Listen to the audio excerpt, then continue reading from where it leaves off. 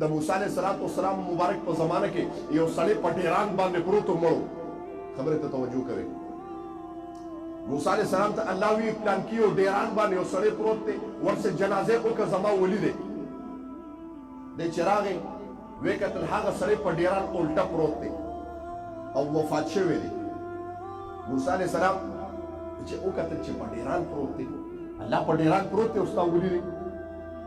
کلیوالو یې راجمع کړه، وایي راشئ دا سړی را سره ښخ کړي. کلیوالو چې راغلل چې څوک وفات شوي دي چې په ډیران یې وکته او دی یې الټه کړه چې ویې کتل وایي دا خو هغه کس دی چې ده د سلو نه زیاتې زناګانې کړي دي. دی خو نه ښه دا خو زناکار دی. زناکار نه موږ الله دې معافي وکړي، موږ به یې ګناه کوو په پټه. یاد ساته ما تا ته د خپل نفس پته لګېږي په خلوت کې. په ظاهر باندې زه اکثر وایم تقوا ګورې ظاهري تقوا نه ده. ما پټکې والے دی نو ګورې زه مولوي صاحب یم، په منبر باندې ناست یم نو مولوي صاحب یم. جومات کې مې 33 34 35 سال تېر کړل. زه ګنې بزرګ یم.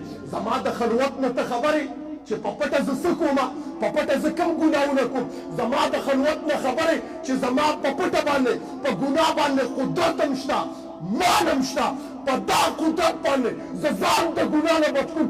دا ته ایمان ویم زما محترم. ایمان دا نه دی ګورې چې په ظاهر یعنې چې جومات کې زمانه تېره کړه نو حاجي صاحب دی. حاجي صاحب دی ته حاجي صاحب نه دی چې په ظاهر باندې حاجي صاحب کېږي. تسبیح دې لاس کې نیولې، تسبیح ما لاس کې نیولې، یعنې چې زه ډېر بزرګ ښکاره کېږم. دا بزرګي نه ده زما محترم.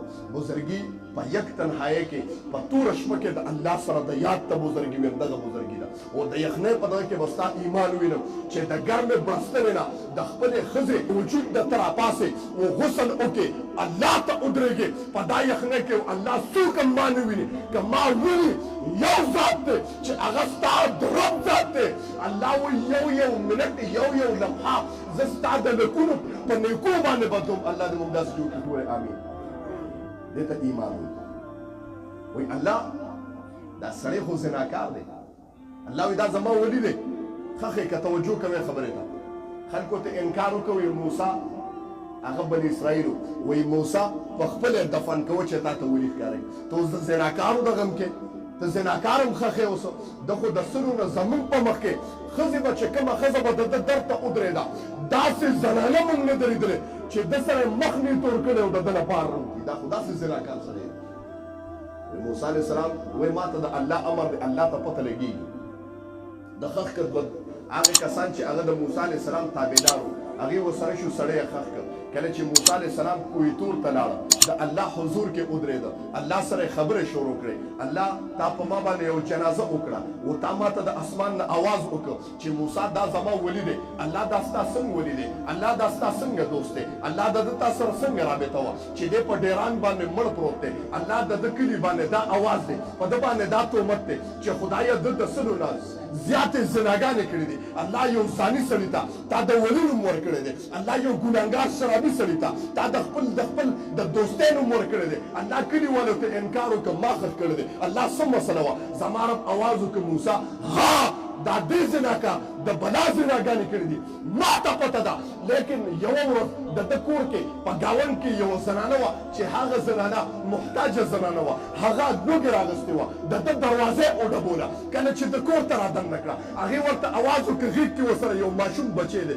ده ته یې اواز وکړه ته مالداره سړی ما نه د خوراک دپاره څه راکړه، د الله د رضا دپاره. ده ورته وایي د خوراک دپاره در کوم، لیکن ما سره زنا وکړه، زما حاجت پوره کړه، ستا حاجتونه پوره کړو. موسی هغه زنانه ورته ووایي د دې ماشوم نه حیا وکړه، دا بچی ما سره په غېږ کې دی، د دې بچي نه حیا وکړه، ما سره زنا مه کوه، د الله د رضا دپاره خوراک کاکه. ده وایي نه منم. د بچي دغه ته یې ونه کتل، دې زنانه هغه بچی په ځمکه باندې سملو، د وجود نه یې قمیص کوز کړ، ځان یې بربنډ کړ. موسی چې کله ځان بربنډ کړ دې پې راغی، دې پې د پاسه سملاستو، د دغې ښځې د ژبې نه اواز ووتو چې الله زما رب ګویا د په جلال کې رالم.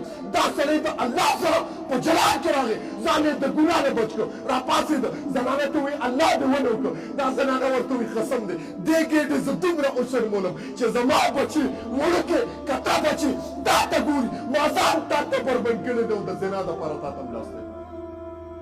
زه دومره بېوسه شوم چې دې ګېډې دومره بېوسه کړم چې تا ته یې بربنډه کړم. په دې باندې زما دا وجود باندې ویښته ودرېده او د الله نه الله ما ټول عمر خپل ځان پرده کې ساتلی دی. الله زه نن دې ګېډې چې تا دا ګېډه پیدا کړې ده د دې ګېډې او د دې کتره بچو د لاسه زه نن بربنډه شوم. کمیس پرتوګ مې وېسته الله زه بربنډه شوم، حجاب مې لرې کړ غیر محرم سړي ته الله د زما عورت ولید. الله وایي ګویا زما رب په جلال کې راغی او دغه سړي چې د الله دا دغه اورېد اواز یې اورېد راپاڅېد روټۍ مې له ورکړه بچی مې له غېږ کې واغېسته. وایي ځه زما رب زما عظمت په جلال کې راغی چې دې سړي وي چې ځه چې د کوم رب نوم تا واغېسته هغې الله زما په زړه کې ځای جوړ کړ. زه تر قیامته پورې تر مرګه پورې ستا د رزق انتظام ما کړی دی چې کله د خوراک جامه کپړه پیزار سبب پکار شو دا به رارسوي. وایي چې کله دلته اواز وکړو رب وایي زما عظمت په جلال کې راغی ما درته مغفرت وکړو جنت ته مې دننه کړو. الله ډېر عظیم ذات دی. الله وایي ټول ګناهونه معاف کړو. زما د رب د ذات نه خورېږه حیا وکړه. زما زه ستا نه حیا کوم. ته ګناهونه کوې او زه دې معاف کوم. ته ارامېتوبونه کوې او زه دې معاف کوم. ته زناګانې شرابونه کوې زه دې معاف کوم. رزق مې در باندې نه دی بند کړی ورنه ستا دشمن که ستا مخالفت وکړو د ټولو نه مخکې ورسره توپ که ستا څه ورکړي دي هغه پرې بند کړي. ته زما نافرمانه شو نو چې کومه لار د علم کې مو هغه زما د رب ذات وي ګناهونه زما نافرماني 24 ګنټې ته نافرماني کوي. تا دا محسوس کړی چې الله یو ورځ دې راباندې یو